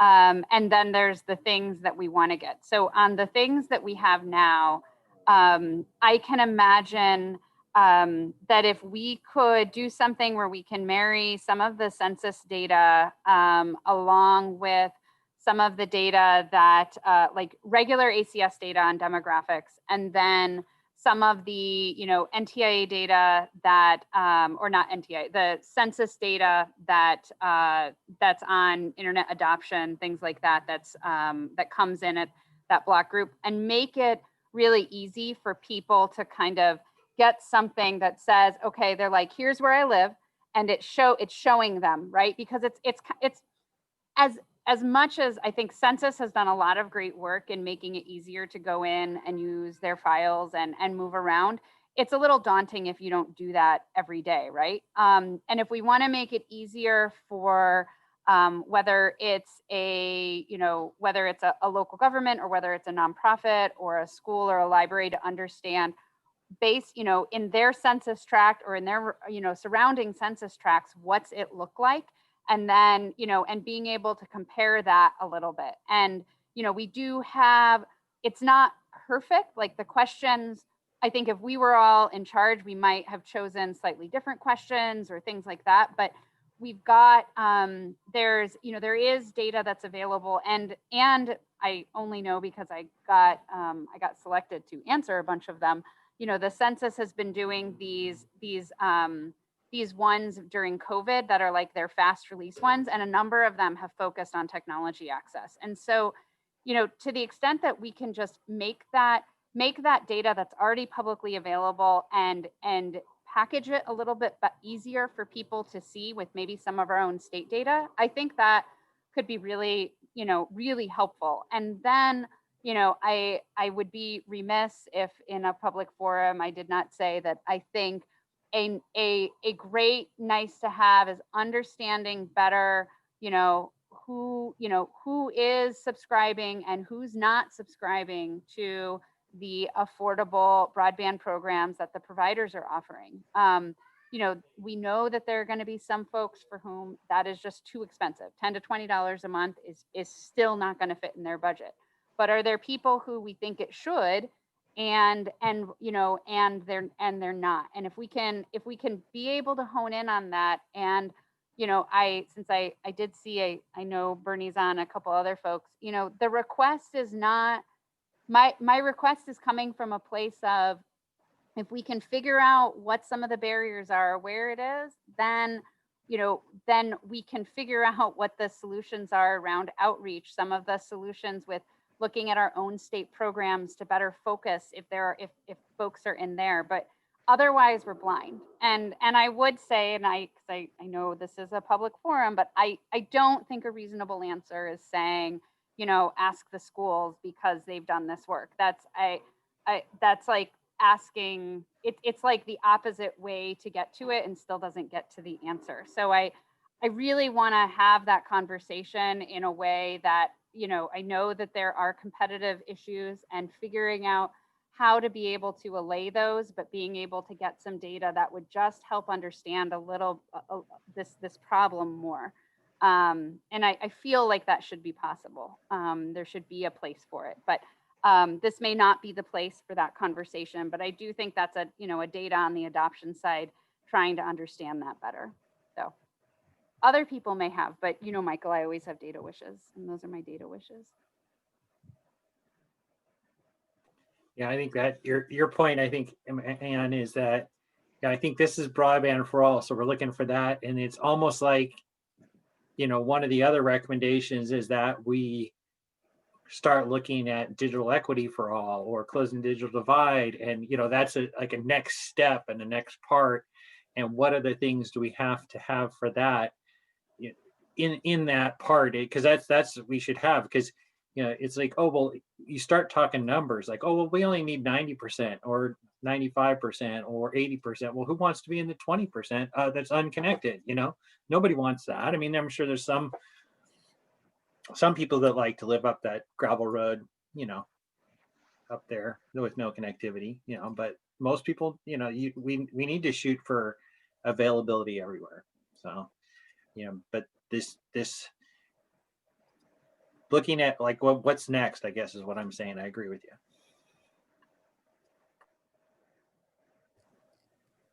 Okay, so I think Michael has that down and I have that down too.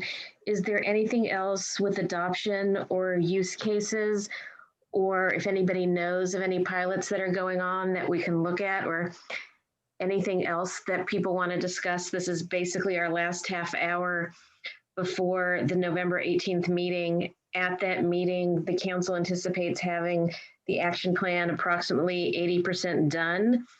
And so that'll be posted that morning, and people will have until noon on the 20th that's the deadline for public comment. And so we do want to make sure we capture as much as we can. And we've received great public comment, and it is so appreciated, because in addition to the expertise of people at the PUC and at the library and our council members, the people who are dealing with this every day, it's just so important because they're the ones who handle it on a daily basis. Yeah, David Griffith here, Alpine County. I just want to second something that Jeff just said. I definitely do not want to be in the 2% that doesn't get good broadband. This is for small communities. We're all struggling. It's not just Alpine County. There's a lot of other small rural counties that have the same problem. And even within larger counties and even in certain urban areas, there are pockets and places that you wouldn't think of that are a great risk of being, in the 2% that don't get the service. I think it's sticking with broadband for all is really important. And thank you, Jeff, for bringing it up. Jules, let me add on the adoption side around where we should be. I think it's important for us to remember that on adoption, we've got decades of successful programs that have gotten people online. And the bar continues to change because it's no longer, I think like when I was teaching digital literacy in a community technology center in 2000, it was enough to teach someone, how to get an email address, how to find newspapers, how to be able to watch out to, to be a smart consumer, but it was a lot more limited. It just was. And where we are now, I think, I know that San Francisco in their digital literacy programming, they've done a lot with privacy. There are a number of libraries who've done training around privacy and making sure that when people get on for the first time that they have the tools to be really, smart consumers, and that we are, that they're not just sort of like, here you go. And then, it's, the computer gets a virus or they don't know how to use it. No one has said, hey, you need to use a complicated password, that kind of thing, because otherwise the chance you'll get hacked is really high. All of those things that build trust in a system, right? And so I would say, the BTOP program had some very successful adoption programs. There are some very good papers that talk about benefits that happen. There are some papers that talk about what they think didn't work. I would say I have a real problem with us, evaluating a program that happened in a neighborhood in Chicago and evaluating success based on whether the entire county had an increase. Because you're not dealing with an amount of funding or a large enough population to see that kind of increase.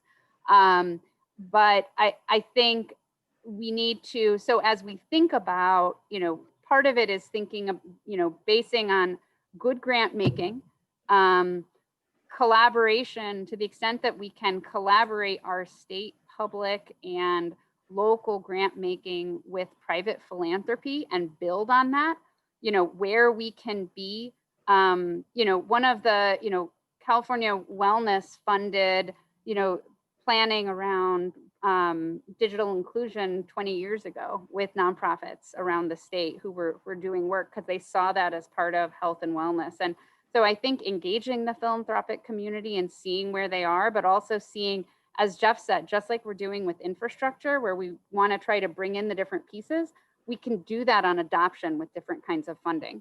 And so I think being able to, the challenge I see is that on adoption, we consistently, it comes after infrastructure, not because it's not just because you have to have infrastructure to be able to adopt, but because it's just been given far less attention. And I think that if we're really talking about equity, this is a place where we can really highlight, what it means not to just get someone online, not that they just subscribe and they pay their monthly bill, but that they're really using it to their best benefit. And we're supporting people with tools to do that. So I think I've got most of that down, and I will follow up with you if I don't, but I just kind of want to recap some of the adoption issues we've discussed to make sure we're not missing anything. So the first is there seems to be a really good consensus on people want 100% access. know, like shooting for 98. People want 100%, that no matter where you live, the council should aim to make sure that everybody's covered. We need to look at long-term funding, not just getting people up, whether it be philanthropic dollars, public funding, or private funding, or any type of combination. That they really need to look not just at getting things up and going, but how that's going to be sustained on the long-term basis. Talked about marrying the data from both the census and what the state has done, making it more accessible and understandable to people. With digital literacy, we need to enlarge the scope. It's not just telling them, hey, you need to get on. It needs to be facilitated for them. There needs to be a lot of education. We didn't talk about that, but I think some of that education is most likely going to be community-based, so people trust who they're working with. We talked about the collaboration of public, nonprofit, or philanthropy and private funding, engaging the philanthropic community, and looking at adoption should be considered in the development of infrastructure, not on the back end. That's considered when researching and implementing and coming up with any type of infrastructure plan. Does that capture most of what we've discussed? Yeah, I think that was a really good summary, Jules. A couple of things to fill in a few lines there. And this may be back to more of the deployment conversation from earlier today, or some other ones, is looking at the pilots and folks who have done, who are working on this, making sure we keep in mind the funding that's available and the regulations that goes along with that funding. For example, what I'm talking about is E-rate is heavily used and accessed and harnessed for schools. We rely on it in many cases very heavily so that we can get a deep discount for our connection to schools. However, right now, the FCC does not allow that E-rated or those E-rate connections to be extended beyond the school boundaries. And there are some projects that have been spun up where it's not clear how those projects, the LTE is projects that are going out into the community are still aligning themselves with those federal guidelines. And so there's two parts to that. Number one, making sure that we're aligned to it, but then also number two, advocating for, I think Commissioner Guzman-Aceves brought this up, if the FCC changes, advocating for a change there so that that doesn't, if there's capacity and we can use it, let's use it so we don't get outside the regulations. So it's, aligning with the regulations and also advocating as available, because, California brings in, or California uses at the schools about $350 million of E-rate. And, to jeopardize that to get broadband for all, that would be a significant ask to add to our state, and actually it's our school budgets if they're going to in turn have to pick up that cost if they're not going to use E-rate anymore. So just one thing about the pilot projects and the folks, the projects that are going on right now, because that does seem to be a big thing right now with the distance learning. Schools are looking at any and all options. The second thing though, with respect to coordinating, the banks have for a long time, ever since the FDIC has been around and insured banking, they've had the Community Reinvestment Act, or CRA. The CRA in around 2015 allowed and expanded digital equity, broadband, digital inclusion as an allowable activity to be supported. And that is in the $200 to $300 billion range annually across the country. And that's a pot, some funds that we could tap, at a local level, regionally, because it's bank by bank by bank, and it's really kind of hard to understand and break into it, but it's something that could be further investigated as we're looking at these projects, especially when we get past and into the digital equity, the digital inclusion, the training, the support. everything from, okay, you now have a broadband connection and a computer and you need help understanding how to do banking securely and not give away your password.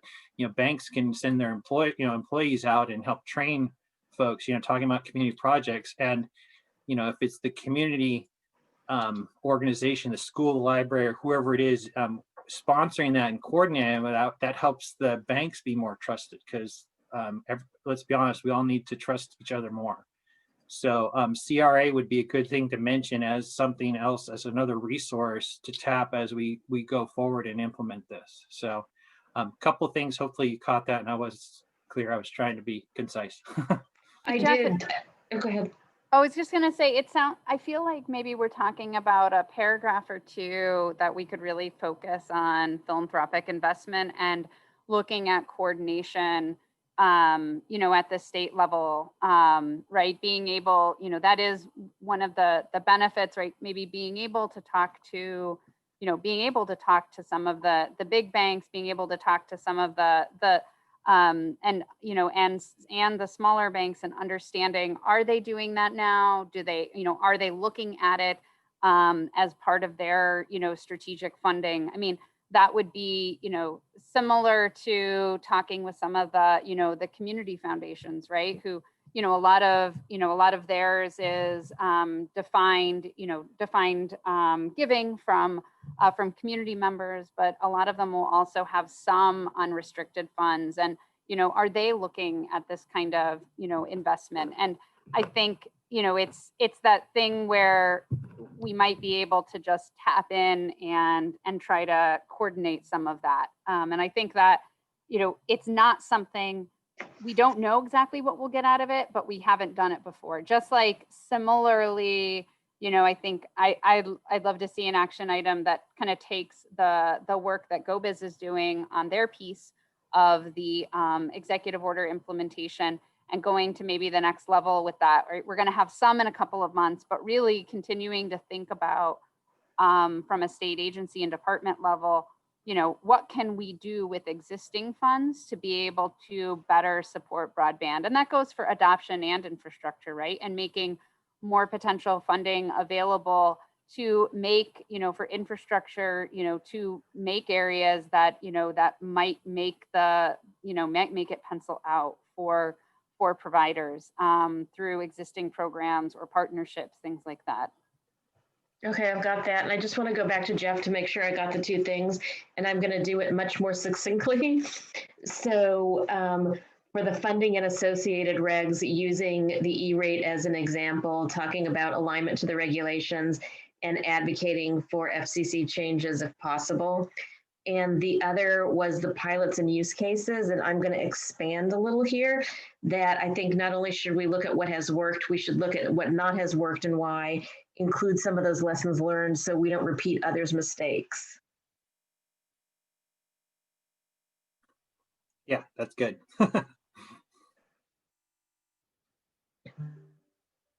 Okay, do we have anything else? Hi, this is Ariana again, and I was looking at the draft as well in comparison to the text from the original executive order. And item number 14 in the executive order is directed at the Department of Education to continue leading statewide efforts to ensure that students have computing devices and connectivity that's necessary. And then looking into the within the 6 months, within the 18 months, and maybe I might be misreading a bullet point, but I'm not sure which of those things would be directed, but then also considering the multifaceted nature that is the Department of Education, as well as the fact that when it comes to the Department of Education, when you look at their structure versus, devices and connectivity versus professional development and the things you need for adoption, there isn't a department that covers all of that at this time. So, of course, one, like what is potentially being thought of to be included in that 6 to 18 months section for the Department of Ed, but also, I know Jeff is here and is a great advocate for the Department of Ed and the needs, but also to what extent is, that statement from the original executive order expected to be a part of the plan, just because it's a lot if you think about it and you think about everything the Digital Divide Task Force has done. And then also, again, how is that sustainable? I doubt, Superintendent Thurman can have a Digital Divide Task Force forever. And I doubt, there's been a lot of philanthropic effort directed at that task force, which is fantastic. And, we're all very grateful for it. But also, I don't know how long that will last, especially the further out we get from the pandemic. So just some additional things to consider. So the executive order has two components. One is the action plan and the other is the specific orders. And so the specific order you're referring to is basically for the superintendent to continue that work. At the same time, the Broadband Council and the Superintendent of Public Instruction does have a designee, and that is Jeff, is participating in the council meetings as a member of the council. And so there's kind of some parallel efforts, and it's in the executive order because we want to make sure that that work is still happening while the council is coming up for this is our forward thinking, this is what we need, and moving forward. Jeff, is there anything you'd like to add to that? I think that's well said. I think it is, the superintendent does want to continue to advocate and lead the charge in this area, if you want to call it that. The hard thing is, we rely on the legislature to back that up. There's been no, there would need to be again, like you were talking about, sustainability for both those parts. And it's one thing to get devices in kids' hands to do schoolwork, like you get textbooks, but then you start talking broadband really is multifaceted. Broadband is really all citizens. And so that's why it's so important to be a part of this conversation with our colleagues and work together, because honestly, broadband isn't the school's challenge to solve, it's California's challenge to solve. Does that make sense? I've got a question. This is coming from sort of from the library. We're on, and I apologize, my dogs are barking. The designee from the library and we're not on the superintendent's task force. But I think, to me, as we think about what the long-term plan is, I guess I would ask, do we need to really look at kind of what governance looks like, right? And that's, I think here we're focusing on adoption, but more broadly, any kind of governance would probably include both infrastructure and adoption. But I mean, it seems, it doesn't seem to make a whole, like in the middle of the pandemic, it makes a lot of sense because there is this real, like, obviously there's this huge gap that happened very quickly and everyone how do we figure out, with K-12, right? And as Ariana said, I think this idea, sort of how long will it go on? But thinking about what's the transition look like and how do we look at governance, right? And in some ways that brings in what the PUC does and right, what are everyone's functions? And I think I'll just share, I think from a non-state government. And we lost your audio. Sorry, my dogs barked and I just instinctively hit the mute button. You're welcome to join. If I were local government or provider, it's tough. Now you have to send people to two separate meetings, the Broadband Council and the task force, to see what's happening as well. And so figuring out, I think everyone's going this extra mile during the pandemic to be able to try to help solve and figure out what we can do. But long-term, what do we think it looks like, right? And so I think I don't know that we're going to have that solution for January, but it seems to me something that makes sense to talk about. And when we look at, when Jeff brought up the other state broadband offices, when I was at NTIA, my program funded, we funded these state broadband offices across the country, and California was the only one where one of the only ones where we didn't fund something that was called a state broadband office. And in a lot of ways, it was because in terms of governance, California was kind of further ahead than a lot of states were, right? There was a well-funded nonprofit. The PUC had already been doing all this stuff with mapping. There was all of this different work happening. And so it's interesting, but I think one of the challenges we've got so much, and it's been around for a while. So figuring out what that governance looks like, and it's a long-term question, but I think it's useful for something to raise that maybe should just be, discussed and come up with a plan to implement in the next, 12 months or so. And it may be something that's considered for discussion in a future meeting. I know, and Jeff, correct me if I'm off base, that I think the Superintendent of Public Instruction's task force was to make sure that kids were able to have support for their distance learning. The council already existed, and the governor had just signed legislation to add more members, including the state library, to the council, so it has a more holistic participation for the state. And I think as things move forward, things will probably unfold about how governance structure will work. Right now, it's more of a global, let's make sure, we've got a plan to start, how are we going to start moving towards that 100% for everybody in the realm type of thing. And you, Jules, you bring up a good issue too, which is, there was that wonderful increase last year with food and ag and the library and tribal representation. But, are there other departments that, that should be on the council, right? And I think part of that depends on what the council's focus really is, right? So that's just, these are big thorny issues, but something that we could tee up in the report and say, hey, we need to solve these to be able to get to our ultimate, even if we can't solve them there. Point taken, got that down. So we're coming close to 5 o'clock, and we appreciate, I know some have just been on for the end and some have been here for quite some hours. All are appreciated. Is there anything missing or anything else we want to add to make sure we've captured everything?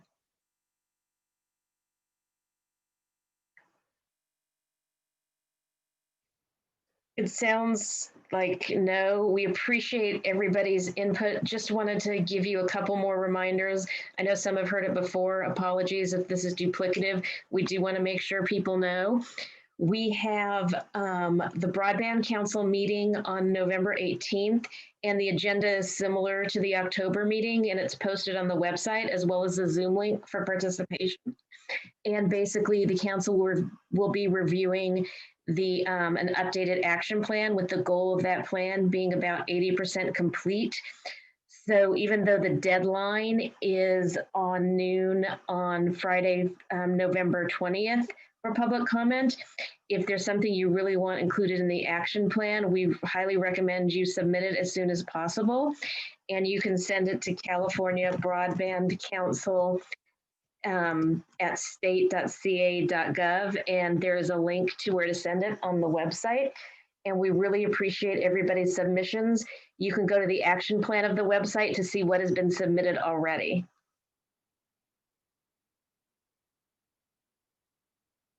Jeff or Ann, do you have any final comments or? Oh, thanks for everybody's input and the comments today. It's very helpful. Ann? Nothing for me. I appreciate since I'm not on the adoption subgroup, appreciate getting to opine here from the library world. Libraries are really invested in this work, and there's really exciting adoption work going on around the state. So we're really excited to be part of this, and we get to work with so many libraries around the state. So it's great to have a forum here to talk about that a bit.